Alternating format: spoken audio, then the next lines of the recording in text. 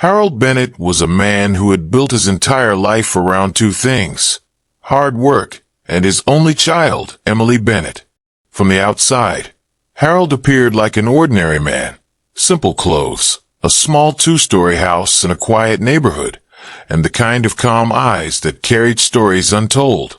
But beneath that exterior was a father who had given everything, his youth, his energy, and every dollar he earned, to raise his daughter after his wife's early passing. Harold's world revolved around Emily. He remembered the nights when she was little, how she would crawl into his lap while he read her bedtime stories. He remembered skipping meals just so he could save enough to buy her a piano, because she once whispered to him that she wanted to play music. He remembered walking miles to work in the pouring rain when the car broke down, just so the money he would have spent on repairs could instead be used for her school trip. From childhood to young adulthood, Harold poured his heart into ensuring Emily never felt the absence of a mother. He was both father and mother, protector and provider. He thought that these sacrifices would one day be repaid not in money, but in love and respect. As Emily grew older, she blossomed into a confident young woman. Her father's quiet sacrifices had given her the freedom to dream big. But as her ambitions grew, so did her circle of influence. It was during this time that Harold noticed a man slowly entering Emily's life, Ryan Whitmore. Ryan was everything Harold was not: sharp-suited, smooth-talking, with the kind of charisma that drew people in. To others, he seemed like a man destined for success. To Harold, there was something hollow behind Ryan's smile, something self-serving in his tone. But because Emily adored him, Harold swallowed his doubts. When Emily and Ryan married, Harold felt both joy and unease. On one hand, he wanted to see his daughter happy. On the other, he sensed that Ryan's affection wasn't rooted in genuine love. Still, Harold remained silent. He reminded himself, if Emily is happy, I should be happy too. Years passed. Harold grew older, his hair turning silver and his body carrying the weight of years of labor.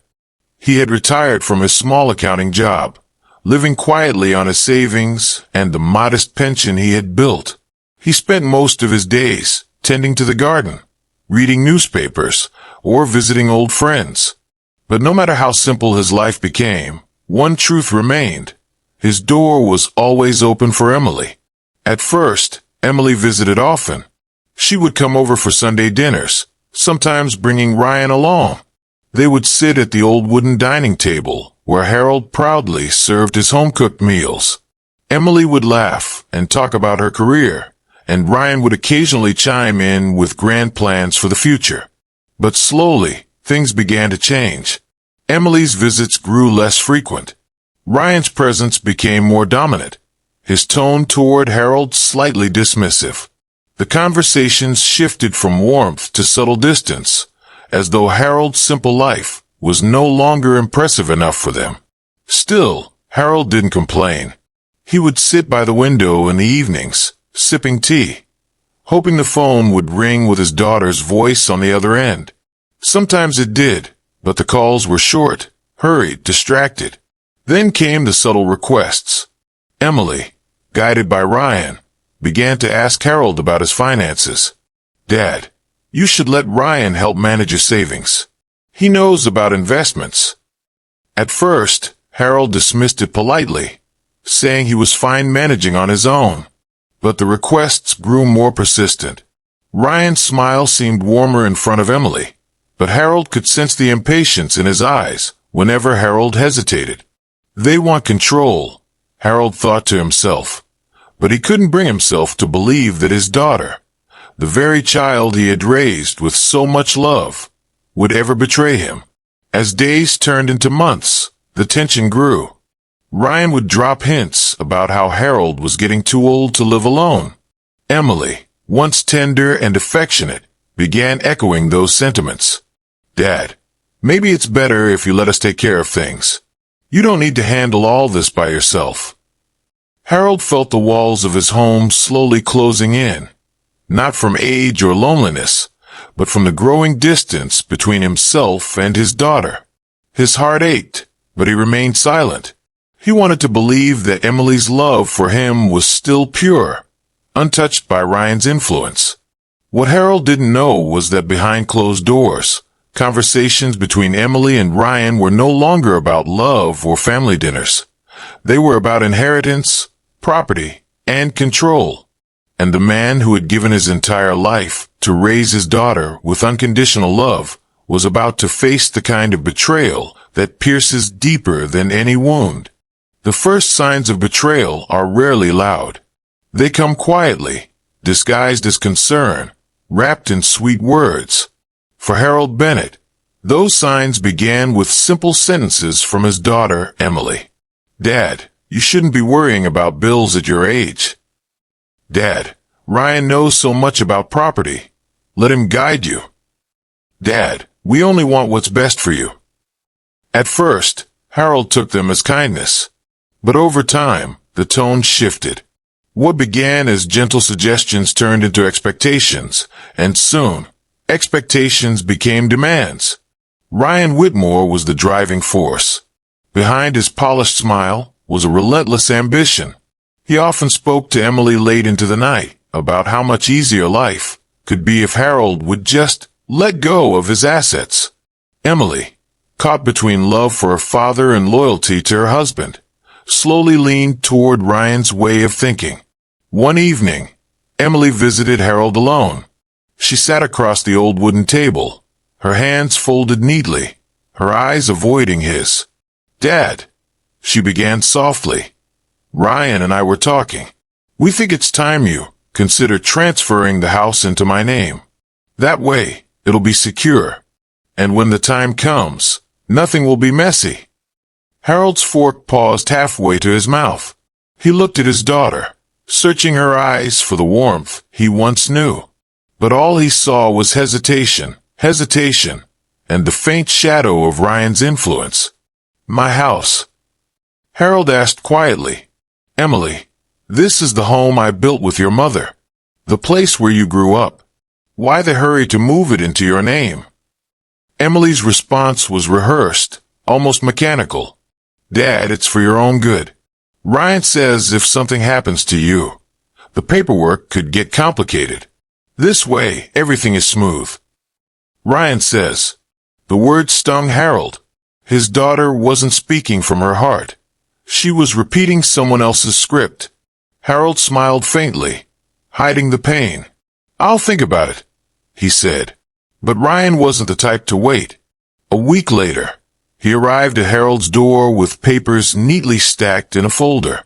"It's just a precaution, Harold," he said smoothly. "Standard procedure. Sign here, and you'll have peace of mind." Harold pretended to skim the documents, though his heart raced. They weren't precautionary forms. They were transfer deeds, cleverly worded to strip him of ownership. For the first time in his life, Harold felt a chill in his own home. His daughter stood silently beside Ryan, not protesting, not defending her father, just watching. He set the papers down calmly. "I'll get my lawyer to look over these," Harold said. Ryan's smile faltered, but only for a second. "Of course. Take your time." When they left, Harold sat in silence for hours. His hands trembled as he poured himself a cup of tea. His worst fear had begun to unfold. Not illness, not loneliness, but betrayal. The very child he had raised with every ounce of love was now an accomplice in a plot against him. Days turned into weeks. The visits became more frequent, but colder. Emily and Ryan's conversations revolved around his house, his pension, his savings. Every time Harold resisted, Ryan's tone sharpened, and Emily's patience thinned. One afternoon, Harold overheard them in the garden. "Why is he dragging this out?" Ryan hissed. "He's just being cautious," Emily replied. "He's being selfish. All that property sitting in his name while we struggle to expand the business. If he really cared, he'd sign it over already." Harold closed the window quietly, his chest tight. "Selfish. The word echoed in his mind. Had Emily forgotten the years he worked double shifts so she could attend college? Had she forgotten the nights he went hungry so she never missed a meal? The betrayal deepened. Emily began to pressure him directly. "Dad, you don't understand how stressful this is for us. Ryan has big opportunities, but we can't move forward until you do your part." Your part, as if his only role left in life was to hand over everything he had built. Still, Harold stayed silent. He wanted to believe there was a sliver of the old Emily left, the little girl who used to run to him after school, clutching his hand, calling him her hero. But that illusion shattered one stormy night. Rain lashed against the windows as Harold sat by the fire, reading. Suddenly, the front door burst open. Ryan strode in first, his face tight with frustration. Emily followed, her eyes red from tears. "Enough is enough, Harold," Ryan snapped. "We're not going to keep begging you. Sign the papers tonight, or don't expect us to come around anymore." Harold looked at his daughter. "Emily, is that what you want too?" Emily hesitated, her lips trembling. Then, as if surrendering to Ryan's will, she nodded. "Yes, Dad. It's what's best." The words cut deeper than any blade. Harold felt something inside him break, not just trust, but the very bond that had defined his life. He set his book down gently. His voice was calm, almost too calm. "If that's truly what you both want, then give me until morning." Ryan smirked, thinking victory was near. "Fine. Tomorrow." As they left, Harold sat alone in the dim light, staring into the flames. His heart ached, but his mind sharpened. For years, he had lived quietly, humbly, trusting in love. But now he understood. His silence had been mistaken for weakness. His kindness had been mistaken for ignorance. And if Emily and Ryan thought they could strip him of his dignity so easily, they were about to learn how wrong they were. The night after Ryan's ultimatum, Harold barely slept.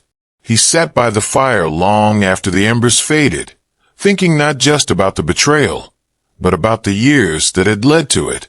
Every sacrifice, every choice, every dream he had put aside, it had all been for Emily. And now, she stood beside the man who wanted to strip him of everything. By morning, Harold's grief had hardened into resolve. He was old, yes, but he was not helpless. For decades, he had been underestimated, first by life, and now by his own child and her husband. That would end today. He began quietly. Over the next week, Harold contacted a trusted attorney he hadn't spoken to in years, Mr. Charles Greer. Charles was an old friend, one who knew Harold's meticulous nature.